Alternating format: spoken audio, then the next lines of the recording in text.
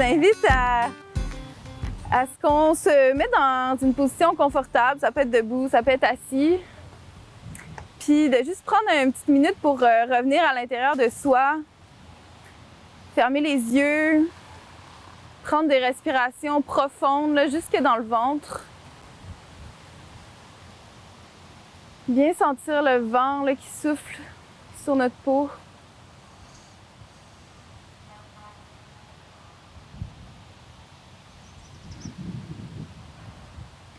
Puis écouter le vent qui souffle à l'intérieur avec notre respiration.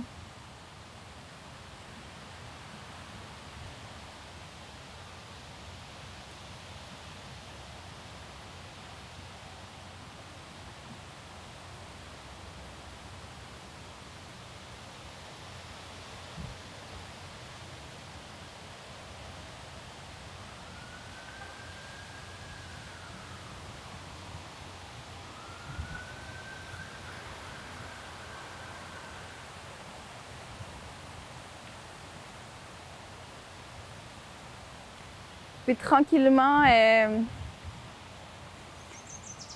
bouger un peu les épaules, bouger le cou, ouvrir les paupières.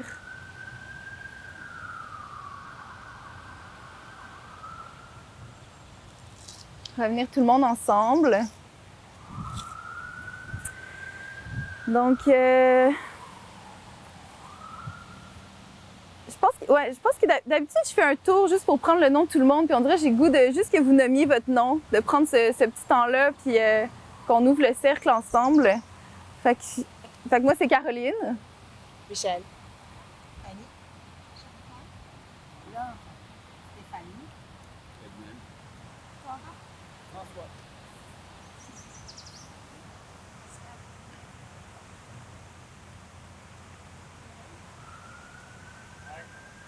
Ton nom?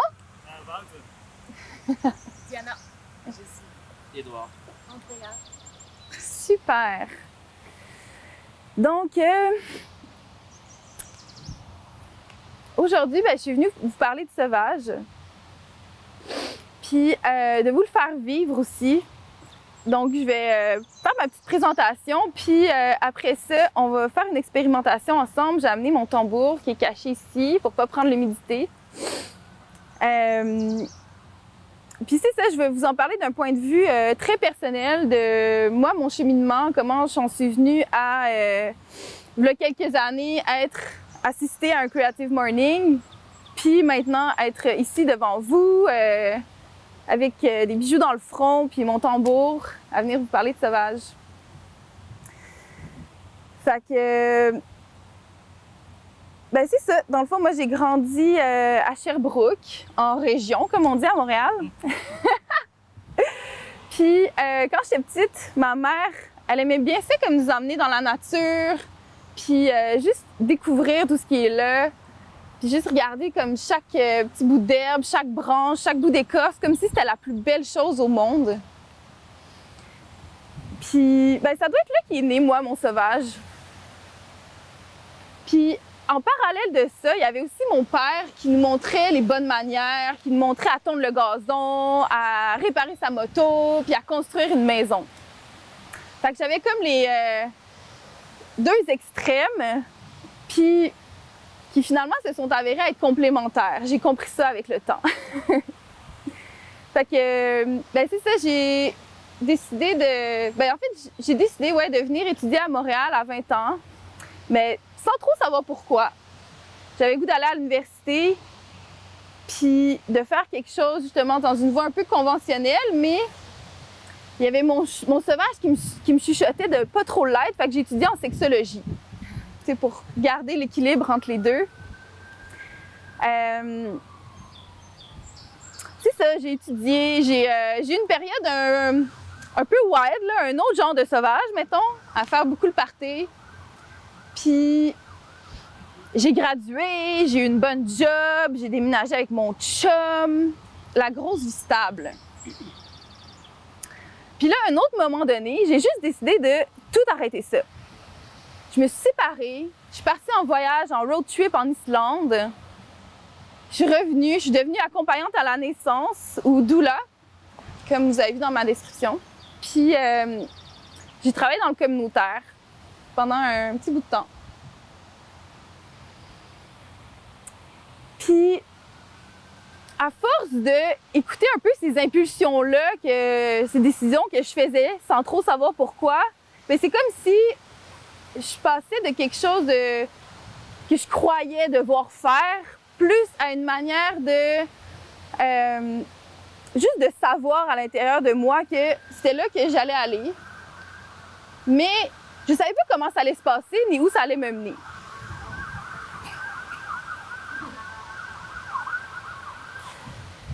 Puis c'est ça. Dans le fond, c'est comme ça que il y a quelques années, à force d'écouter ce qui se passait en dedans de moi, ben j'ai réalisé que je reprenais mon souffle à chaque fois que je sortais de la ville, tu sais. Puis là, ben je revenais, puis je travaillais, puis là, ben durant notre joyeuse pandémie, ben sûrement comme la plupart d'entre vous, j'étais un peu low dans mon énergie, j'étais un peu dépressive. Puis j'ai décidé que j'allais écouter ça, tu sais, puis que j'allais traîner là, mon état de mollusque en région. J'allais revenir aux sources. Excusez, je suis un peu stressée, là. Je suis pas habituée d'être comme ça, là, avec plein de stimuli dans la ville, plein de petits yeux qui me regardent, là. Mais j'ai écrit mon texte, je vais juste regarder un petit peu. Ah oui, c'est ça. Fait que c'est ça, je me tendais pas, en fait, à ce que ma vie soit autant chamboulée, tu sais, le fait de revenir en région. Parce que j'ai passé de avoir une vie trépidante à Montréal, venir à Creative Morning, habiter sur le plateau, avoir comme un réseau solide puis plein d'opportunités professionnelles, à faire des travaux manuels en échange d'être logée et nourrie dans une maison de sorcière au milieu des bois avec des gens que je connaissais à peine. Fait que ça a comme été un gros shift que j'ai fait dans ma vie, mais je savais pas que ça allait me mener là. Surprise. Puis, en fait, je suis arrivée là parce que je suis retournée en région. Puis, j'ai décidé d'aller rejoindre, en fait, une amie qui explorait les éco-villages. Ça avait l'air le fun. Puis ça, les éco-villages, c'est une gang de monde qui se rassemble pour vivre un petit peu plus ralliés avec leurs valeurs de partage puis de symbiose avec la nature. Ou peut-être que vous les appelez les hippies.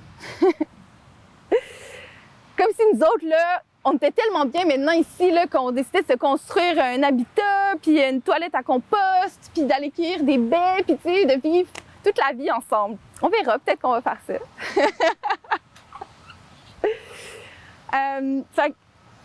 C'est ça qui s'est passé. Dans le fond, je suis restée un peu moins d'1 an à l'Habitat de l'Être. C'est une communauté dans une maison écologique et éco-construite qui se trouve dans l'Anaudière, dans les bois.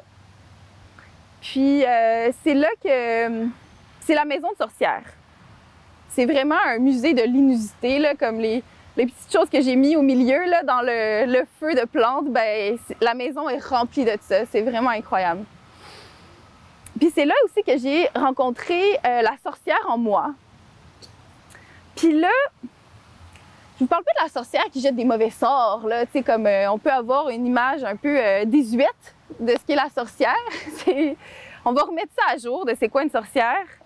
En fait, une sorcière, c'est la femme qui guérit le peuple. Tu sais, c'est la femme qui était vraiment là en lien, qui était organisée socialement, qui était en lien avec son sauvage, tu sais. Puis qui était libre aussi sexuellement. Puis ça, c'était comme un peu épeurant pour toutes les autres institutions qui voulaient avoir un contrôle social. Donc, c'est ça. C'est aussi celle qui parle aux animaux, qui parle au tonnerre. C'est celle qui va chasser le feu puis collecter les étoiles. Puis c'est aussi celle qui connaît la puissance des plantes puis celle de la vulnérabilité.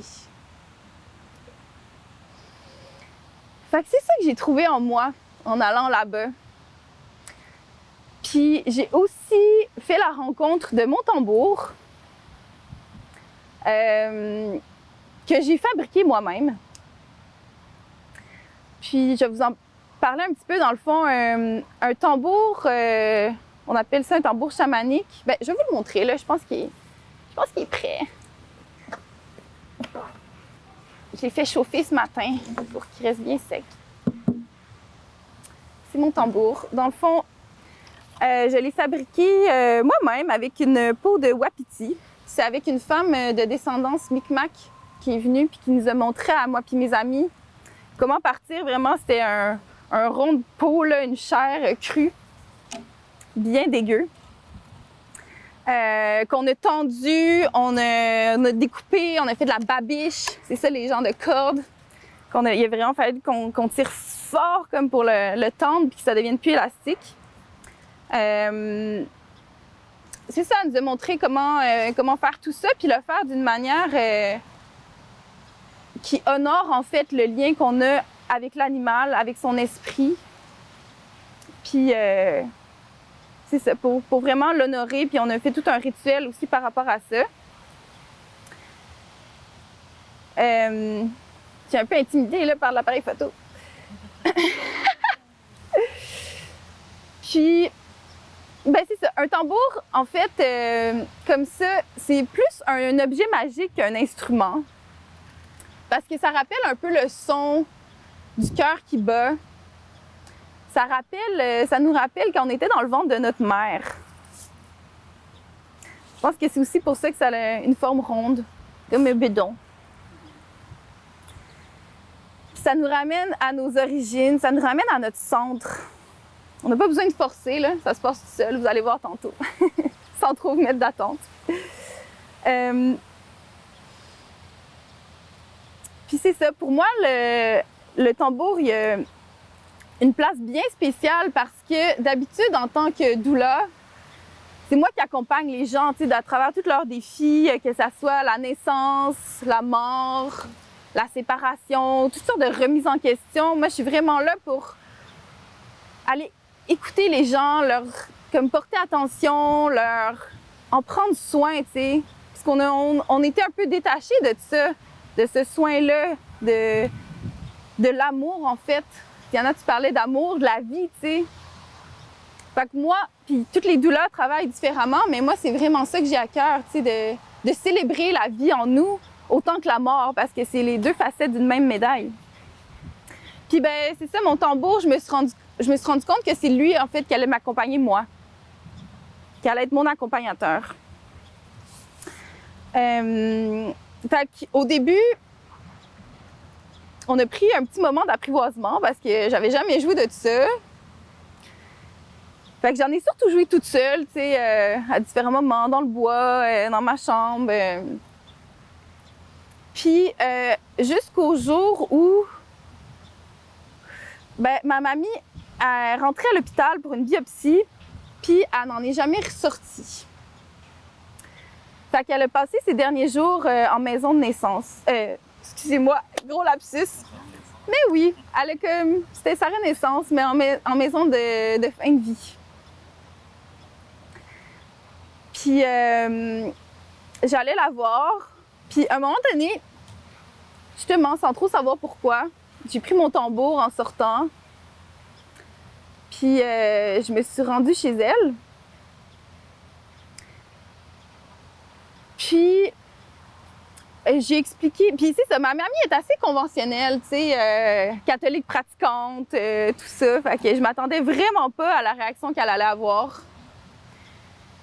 Puis j'ai expliqué la fabrication, comme je viens de vous expliquer, puis elle me demandait là, de lui en jouer. Fait que j'en ai joué un petit peu doucement, j'ai chanté un peu, puis j'ai joué au-dessus de son corps, au-dessus d'elle. Puis là, elle avait l'air en transe, là, tu sais, elle souriait, son visage était illuminé. Puis c'était vraiment un moment fort, là. Je m'attendais pas à ce que ça soit à ce moment-là qu'on vive un des plus beaux moments de notre relation. Puis ça m'est comme venu de même à la fin, je lui ai demandé de le bénir, tu sais. Puis là, c'est comme si nos pratiques, nos magies se rejoignaient, tu sais. C'était vraiment spécial. Puis là, elle a trouvé ça trop grandiose, qu'est-ce qu'elle venait de vivre. Puis c'est ça, je m'attendais pas à ce qu'elle me dise ça. Elle trouvait ça trop grandiose pour que je garde ça pour moi toute seule. Fait que là, elle m'a demandé d'en jouer à ma famille. Mais tu sais, ma famille qui est tout aussi conventionnelle que ma grand-mère.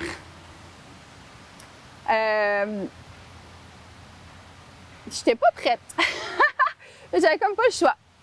Fait que, mais elle m'a laissé le choix, mais j'ai senti que je devais le faire, tu sais, puis que je voulais le faire, puis que j'ai senti que c'est ça qui allait arriver. Mais encore une fois, je savais pas trop comment que ça allait arriver. Vraiment pas.